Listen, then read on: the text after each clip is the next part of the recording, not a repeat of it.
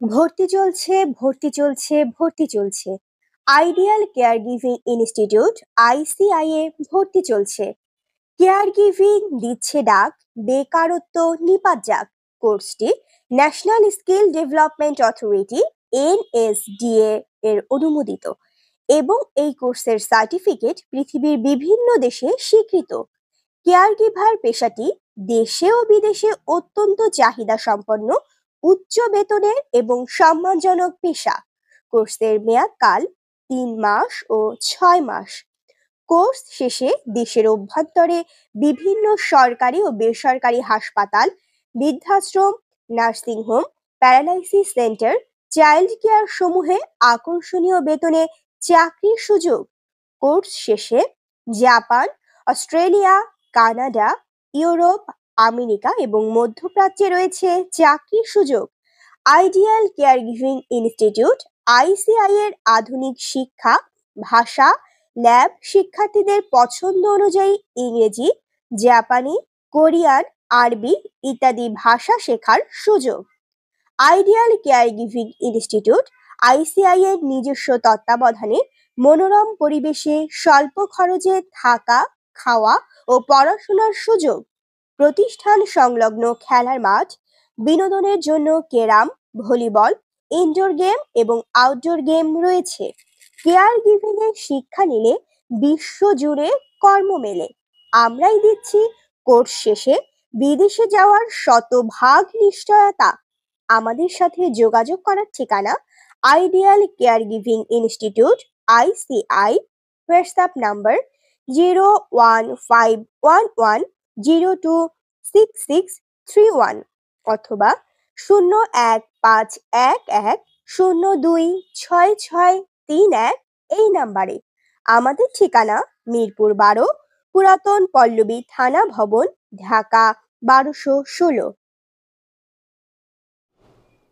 আসসালামু আলাইকুম। Ideal care giving institute থেকে আমি ডক্টর সাদিয়া আফরোজ। এখন আমরা যে টপিকসটা নিয়ে আলোচনা করব সেটা হচ্ছে যে হার্ট অ্যাটাক। ঠিক আছে, আমরা বলি হার্ট অ্যাটাক। আসলে হৃৎপিণ্ডটা কিভাবে কাজ করে? হৃৎপিণ্ড কাজই করে কিন্তু আসলে রক্ত প্রবাহিত হলে, তাই না? ব্লাড সার্কুলেশন হবে, আমার হৃৎপিণ্ড ভালো থাকবে, কাজ করবে। তো যদি কোনো কারণে এই ধমনীগুলো দিয়ে ব্লাড সার্কুলেশনটা না হয়, বন্ধ হয়ে যায়, তাহলে ওই অবস্থাটাকে আমরা আসলে বলবো হৃৎপিণ্ড কাজ করছে না, ওটাই হচ্ছে হার্ট অ্যাটাক। ঠিক আছে, তার মানে আমাদের হৃৎপিণ্ড বা হার্টে রক্ত সরবরাহকারী যে করোনারি আর্টারিগুলো আছে সেগুলো বাধার কারণে যদি হৃৎপিণ্ডে ঠিকমতো রক্ত পরিবহিত না হয়, রক্ত পরিবহন না হলে অক্সিজেন আসবে না ঠিক মতো, তখন যে অবস্থার সৃষ্টি হবে সেটাকে আমরা আসলে বলবো হার্ট অ্যাটাক। তাহলে বাংলায় কি বলছে? হৃৎপিণ্ড বা হার্টে রক্ত সরবরাহকারী করোনারি ধমনীর বাধার কারণে হৃৎপিণ্ডের মাংসপেশির পর্যাপ্ত পরিমাণে অক্সিজেন থেকে বঞ্চিত হলে যে অবস্থার সৃষ্টি হয় তাকে আসলে আমরা বলি হার্ট অ্যাটাক। ঠিক আছে, আর যদি মেডিকেল সায়েন্স অনুযায়ী বলি তাহলে heart attack occurs when the flow of blood to the heart is severely reduced or blocked। তাহলে আবার কি বলছে? Heart attack occurs when the flow of blood to the heart is severely blocked or reduced is called heart attack। ঠিক আছে, এখন heart অ্যাটাকের কিছু কারণ আছে কিন্তু, ঠিক আছে, যে কি কি কারণে আসলে হার্ট অ্যাটাক হয়। যেমন স্মোকিং একটা বড় কারণ। যারা স্মোকার, সেটা মেল ফিমেল যে কেউই হতে পারে, চেন স্মোকার, এদের ক্ষেত্রে হার্ট অ্যাটাকের সম্ভাবনা থাকে। হাই ব্লাড প্রেশার, যাদের আমরা সচরাচর বলে হাইপার টেনশন, কিন্তু হাইপার টেনশন বা উচ্চ রক্তচাপ যদি আনকন্ট্রোল থাকে, মানে নিয়ন্ত্রণে নাই, এরকম রোগীদের কিন্তু হার্ট অ্যাটাকের চান্স বেশি। ডায়াবেটিস মেলাইটাসের রোগী, এবং ডায়াবেটিস মেলাইটাস কোনটা? সেটা হচ্ছে আনকন্ট্রোল। কন্ট্রোল থাকলে সমস্যা হয় না খুব একটা, বাট আনকন্ট্রোল আছে, তাহলে তার কিন্তু হার্ট অ্যাটাক হওয়ার সম্ভাবনা আছে। ওবেসিটি, অতিরিক্ত পরিমাণে স্বাস্থ্য, ঠিক আছে। আবার হচ্ছে যাদের করোনারি আর্টারি ডিজিজ ছিল আগে থেকে, কোলেস্টেরল লেভেলটা যাদের অনেক বেশি হাই, তাদের হতে পারে। কারো কারো ক্ষেত্রে দেখবো যে ফ্যামিলি হিস্ট্রি একটা বড় কারণ, তার ফ্যামিলিতে হয়তো কারো এরকম হিস্ট্রি আছে। আবার মাইনর অ্যাটাক হয়েছে কারো আগে, মানে ছোটোখাটো অ্যাটাক হয়েছিল, এরকম রোগীদের হতে পারে। তারপর বলছে যে খাদ্য তালিকা যাদের ঠিক নাই, যেমন খাদ্য তালিকাকে আমরা কি বলি, পুষ্টিকর খাবার খেতে বলি, তাই না, ডায়েট চার্টে, কিন্তু দেখা যাচ্ছে সবসময় তেল, চর্বি, মাংস, red meat, fast food, junk food এগুলো অনেক বেশি খায়, তাদের কিন্তু হার্ট অ্যাটাক হওয়ার চান্স বেশি। ঠিক আছে, ফিজিক্যাল ইনঅ্যাক্টিভিটি একটা বিষয়, অনেকেই দেখবা যে কায়িক পরিশ্রম করতে চায় না, সারাদিন শুয়ে বসে থাকে, রেস্টে থাকে, বিশ্রাম নেয়, কোনো ধরনের পরিশ্রম করে না, ব্যায়াম করে না, তাদের কিন্তু আসলে হার্ট অ্যাটাক হওয়ার চান্স বেশি। অনেকেই আছে টু মাচ অ্যালকোহল গ্রহণ করে, মানে অতিরিক্ত পরিমাণে অ্যালকোহলটা সে খায়, তাদের ক্ষেত্রে।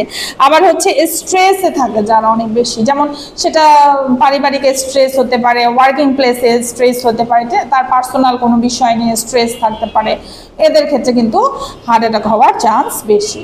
তাহলে আমরা কজের ক্ষেত্রে কি কি পেলাম হার্ট অ্যাটাকের ক্ষেত্রে, সেটা হচ্ছে যে যদি স্মোকিং সে করে, চেইন স্মোকার জাতীয়, মেল ফিমেল বোথের ক্ষেত্রে বলছি, হাই ব্লাড প্রেশার অথবা আনকন্ট্রোল হাইপার টেনশন, মানে উচ্চ রক্তচাপ অনেক বেশি যেটা কন্ট্রোলে নাই।